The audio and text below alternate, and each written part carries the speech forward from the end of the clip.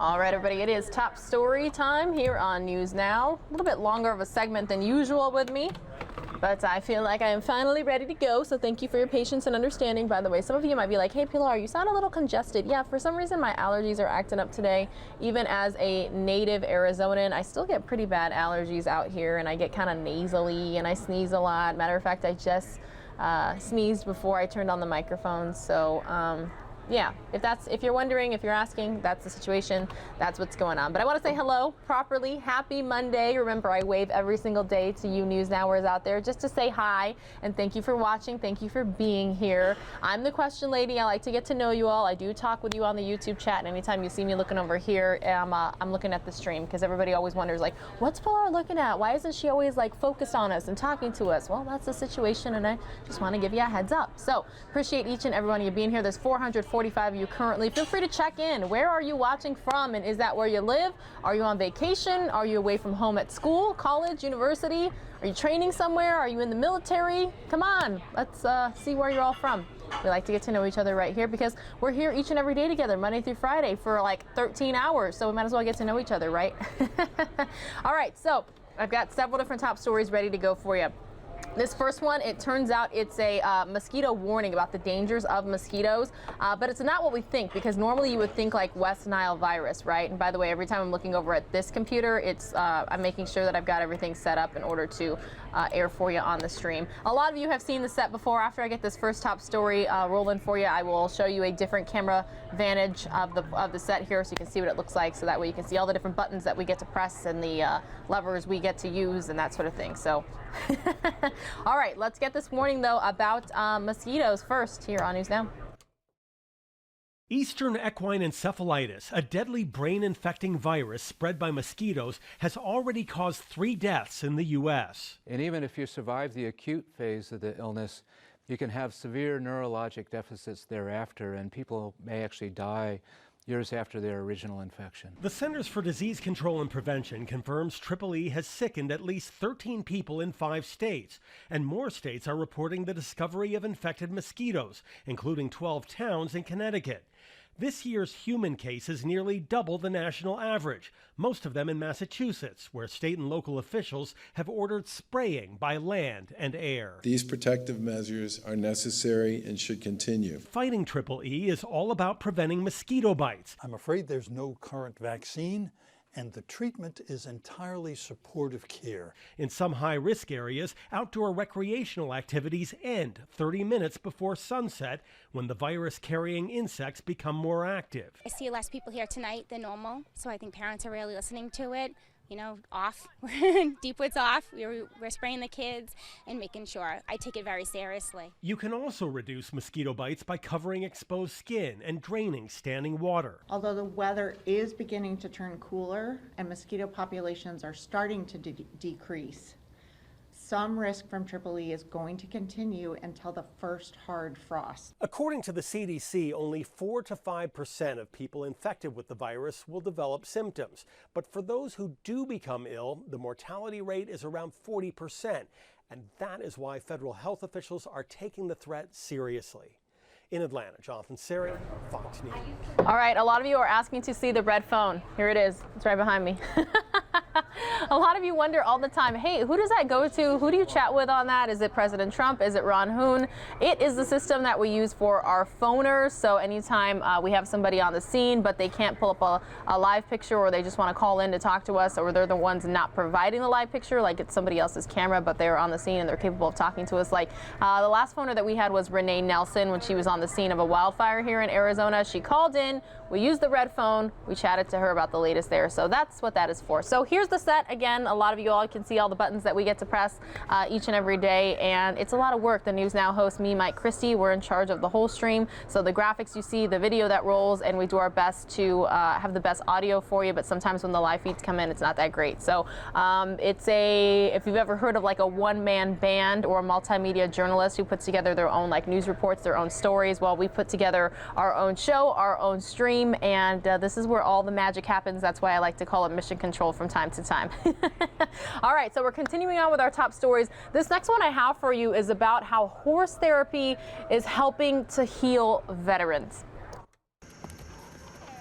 This farm in Bedford, New York doesn't just house beautiful horses. These animals bring tranquility to those who need it the most, our veterans. Come on, what happened? I still have combat dreams, 50 years already. Endeavor Therapeutic Horsemanship was founded in 2014 by Emily Bushmel. Her grandfather was a veteran. She says he never wanted to talk about it. When he'd come with me to the barn and we'd spend time together with the horses, he'd start talking. Endeavor offers equine therapy to veterans. There you go, Joey. There are 3 different programs: Grand Horsemanship, Therapeutic Riding, Equine Assisted Growth and Learning Association, known as the EGALA model. What happens is nonverbal. We may or may not give an activity, as you saw today. We just asked them to spend some time with them, and they had some words they were holding and ropes, and they were working out whatever issues they wanted to work out. At the end of the session, we will process and talk about whatever they need to talk about, and it's incredibly healing. John Wisniewski is a veteran who suffers from severe anxiety. He started equine therapy about 3 months ago.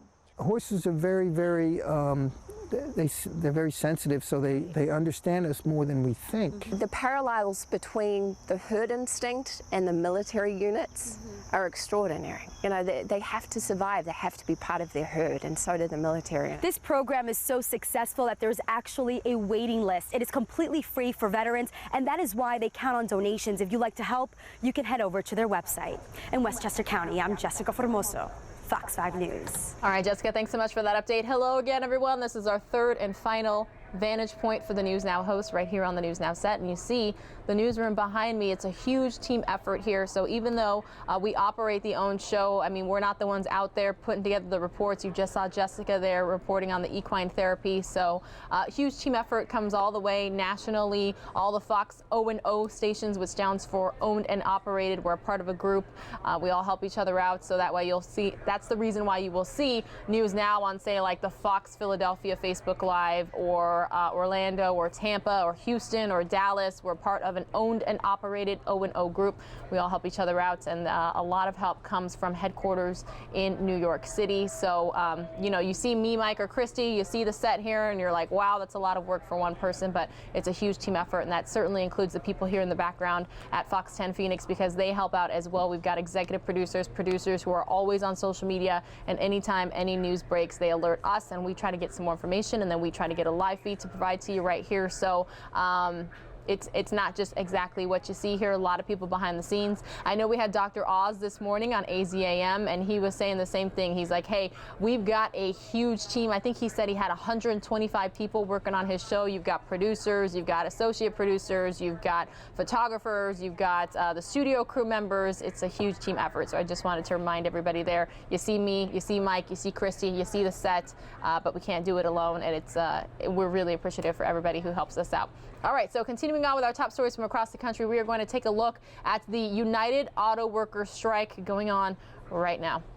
We are the union.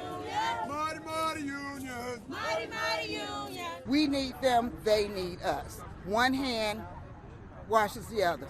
And this is where we are. Instead of working on the line here at the Detroit Hamtramck assembly plant on this Monday morning, these General Motors employees are walking the picket line. They're among close to 50,000 UAW workers nationwide who went on strike at midnight after contract negotiations failed. And we are now learning the UAW received its first serious offer just 2 hours before the deadline. Ultimately, we just trying to get back what we lost during the past couple concessions contracts. Try to secure a future for the younger generation, and try to make sure that the retirees still have benefits. The strike has so far shut down production at 33 manufacturing plants in 9 states and is affecting some 22 auto parts suppliers. The UAW says had it received the company's offer sooner, perhaps all of this could have been avoided. The GM employees are asking for what they describe as fair wages, affordable health care, and equal pay when it comes to hiring temporary workers. Now you got a person been here 3-4 years as a temp, and then once he becomes a permanent employee, he's got to do 8 years before he gets the same pay of a person that's got 10 years. We got a problem with that. General Motors did release this statement. It reads, quote, "The offer we presented to the UAW prioritizes employees, communities, and builds a stronger future for all. It includes improved wages and health care benefits, over $7 billion in U.S. investment, and 5,400 jobs. Let's come together and secure our shared future." End quote. It's a part of our history. It's a part of our legacy. You know, many have came before me, and I just want to make sure that it's still profitable. And if GM is making profits, we should see profits as well. This is the first UAW strike since a two-day walkout back in 2007, and the support is strong out here. Along with workers chanting in unison, you hear plenty of horns honking in encouragement. It is a sight and sound we'll likely see a lot of until an agreement is made. We deserve to get back some of the benefits that we gave up so the company could stay in business. We gave away benefits so the company could stay in business. And now they're profiting billions upon billions a year, and they're still trying to take away. Ridiculous. All right, everybody, that is likely a story that we will keep a very close eye on here on News Now. We are taking a live look at the U.S. Capitol in our nation's capital, Washington, D.C. I have not been there since I was in 4th grade. I was 9 years old. I will not tell you what year that was, but it has been a very long time, and I remember as much as I could for a 9-year-old, but I would certainly love to get back out to D.C. and check out all the sights and sounds, all the memorials. I remember the Lincoln Memorial, the Jefferson Memorial, the Vietnam Memorial. Lots to see and do in D.C., and I would certainly love to get back and learn some more about our nation's history in our nation's capital. Give me a thumbs up emoji in our YouTube chat if you have ever been to Washington, D.C. It's currently 446 of you watching. Thanks for being here. Okay, anybody out there happen to attend a college or university on scholarship? I was fortunate enough to be awarded 2 separate scholarships throughout my tenure in college. But what do you do when your school and the company who awarded you a scholarship are feuding? Or what happens to the scholarship recipients? We're going to head to Kentucky to find out. We are literally in the middle of crossfire. It's a back and forth battle with a lot of moving parts, but stick with us. There definitely is some bad blood. Papa John's made a commitment months ago to donate $20,000 in scholarship money to Simmons College. 10 students would receive $2,000 each, a third of their tuition for the year. But the day before the company's founder and ousted chairman John Schnatter donated $1 million to the school, an email from Simmons College declining the scholarships to students. But why? Can you provide some context around that, and did Simmons decline that scholarship? There was not actually a decline. It was supposed to read delay. It was directed by Victoria. She wanted me to put something in language of that effect, because it certainly was not my idea. But again, it was my intention to keep the relationship on the table, to keep the scholarships on the table. Victoria Russell is Papa John's Chief of Diversity, Equity, and Inclusion. Simmons College Director of Development Vaughn Purdy says Russell requested Purdy decline the scholarship. And Purdy says she went along with the request to try to maintain a good relationship with the company and look at other ways to partner in the future. So in order to appease the relationship and to keep the $20,000 on the table, but delayed, I sent that email. College leaders believe the relationship with John Schnatter is to blame. Is there any regret entering into this relationship with John Schnatter, now being caught in the middle of a rift between the company and the company's founder? Absolutely not. $1 million donation to a historically black college and university does not come that often. A Schnatter spokesperson said this: John Schnatter had no involvement with regard to the Papa John's scholarships to Simmons College and only learned about those scholarships 2 days ago. Papa John's didn't comment specifically on the conversation between Purdy and Russell, but a company spokesperson said this: "We were disappointed when the administration of Simmons College unexpectedly told us last week they would not move forward with the scholarship program we had offered in good faith. The claim we took away the scholarships is absolutely false." This is a Fox 10 News Alert. All right, everybody, Sky Fox out live with some breaking news here in the Valley. I want to tell you about really quickly before we carry on with our top stories. This is in Chandler. where the fire department says it's a 1,500-pound container filled with dichloropool chemicals that is cracked and leaking. Surrounding businesses are evacuated. This is near Elliott and Arizona Avenue, again in Chandler. A hazmat call. Wanted to show you the situation there. It looks like it's a very pretty filled business park there. So you see all the fire response on the scene there. Again, this is Chandler, Elliott, Arizona Avenue.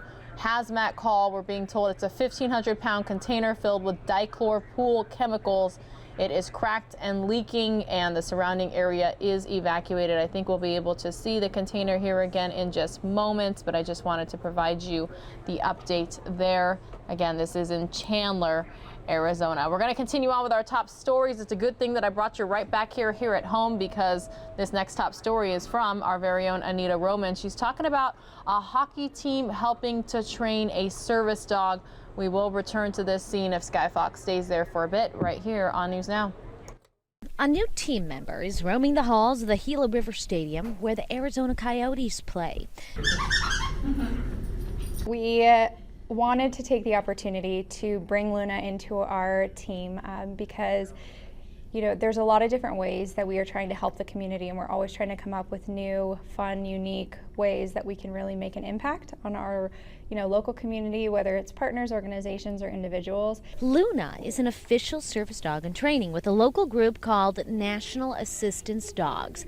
Cole Cook, director of analytics for the hockey team, will spend the next 12 to 18 months training the Black Lab with the nonprofit's help. It's pretty inspiring, and it's cool to kind of pay it forward in a way. And it was heart-wrenching the first time we went to Natty, and one of their service trainers is a veteran himself, and he talked about how his dog has really saved his life and turns on the lights and opens doors for him. Luna is just 4 months old. She's working on basic commands like sit, down, and stay. But by the end of her training, she will provide emotional support to a veteran who may have disabilities, struggles with PTSD, or has other issues. It's cool to know we're making an impact for somebody in need. She has already gone out on the ice, so she's getting familiar with it. She's part of a hockey team now, so good part of the training. Luna will go everywhere and do everything the staff does to get her used to being around people. Everyone who has met her already loves her and has no doubt she will go on to help a veteran in need. Anita Roman, Fox 10 News. All right, here is a better look at the situation with that container that is leaking. Every time I try to go to it, Sky Fox goes away from it. There we go, everybody. So that is the situation there in Chandler, Arizona Avenue, and Elliott. When and if we learn any new information, I will let you know. Meanwhile, just got word that 38 minutes ago, we were still waiting for tape playback of the president's event with the Crown Prince of Bahrain. So as soon as that tape playback comes down, we will have it for you right here on News Now. We've got 3 more top stories ready to go for you in this segment. It's not like it's our only top stories of the day, right? This next one is about thieves stealing bikes from boys whose mother was killed. These boys have been through more in their short lives than an adult has been through all their life. Their mother shot and killed. Their fathers never in the picture. So as the men of their grandmother's house, they decided to sell the last gift their mother bought them to raise money for the holidays. But around 3:30 this morning, someone stole their ambition. If you're watching this, can you please bring it back? Hunter is 10, his brother Anthony 12, and this is surveillance video from a neighbor's camera. They're stealing the boys' four-wheeler bikes, but what they may not have known is they were also stealing their Christmas. We're very frugal. I live on limited income, and for them to take the kids' toys, that blows my mind. Hunter wants a dirt bike. Anthony had high hopes for an Xbox One. Expensive gifts that Grandma says this year her boys may have to go without. No, they don't have a lot left from their mother.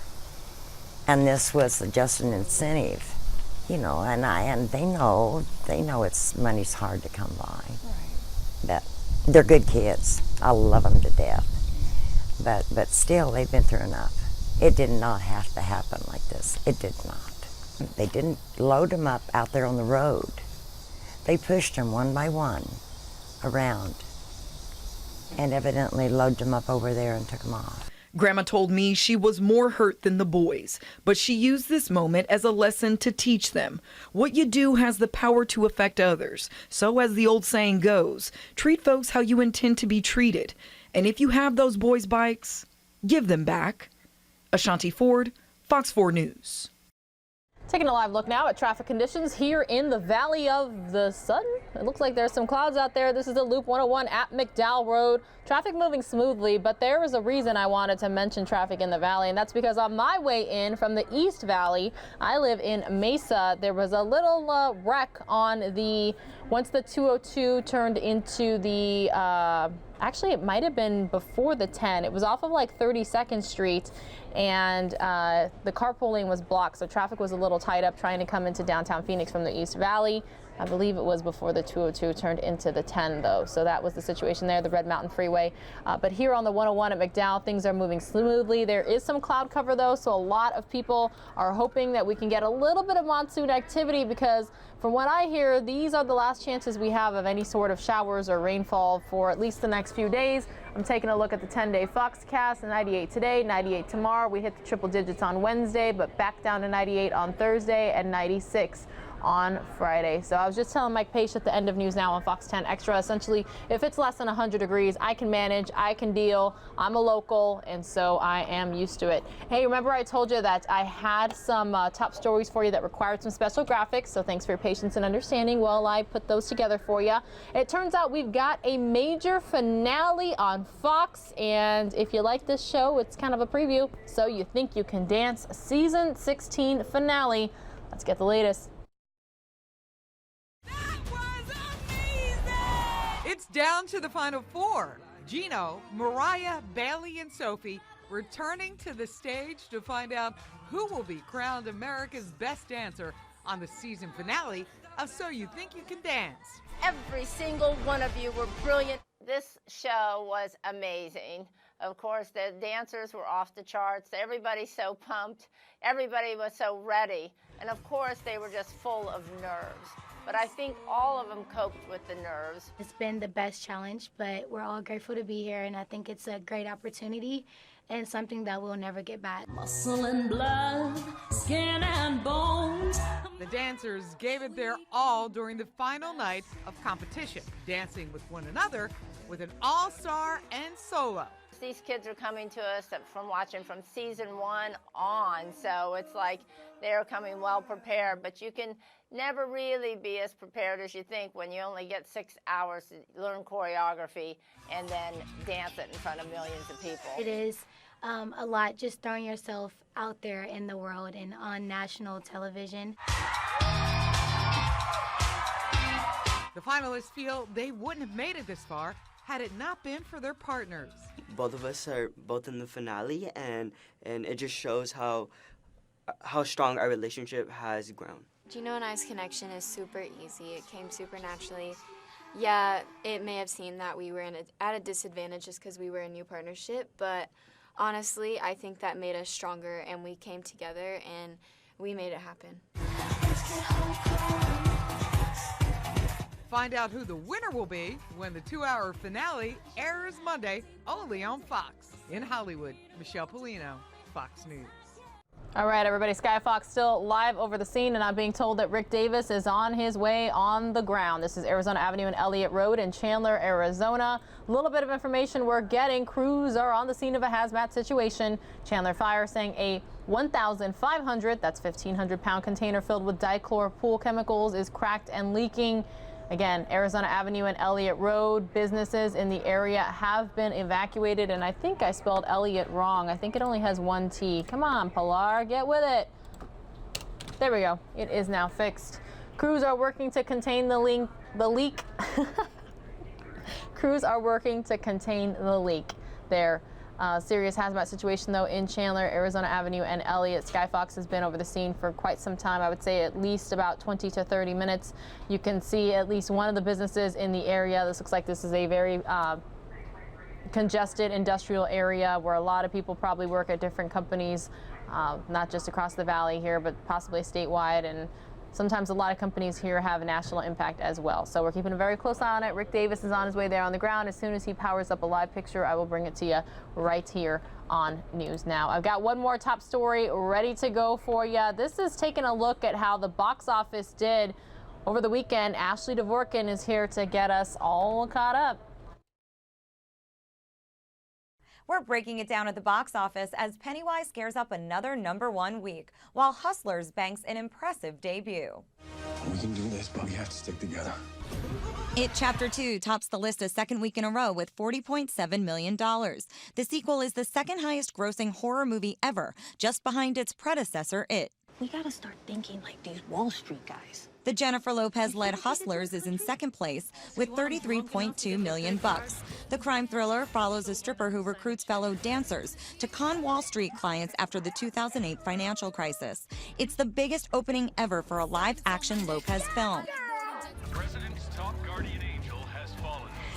In third place is Gerard Butler's action threequel, Angel Has Fallen, with $4.4 million, followed by the R-rated comedy Good Boys at $4.3. And rounding out the top 5 is The Lion King, earning another $3.6 million. The remake has been in the top 5 for 9 consecutive weeks. A variety of big movies join them next week. Brad Pitt's space drama Ad Astra, the return of Rambo in Last Blood, and the film adaptation of Downton Abbey. In New York, Ashley Dvorkin, Fox News.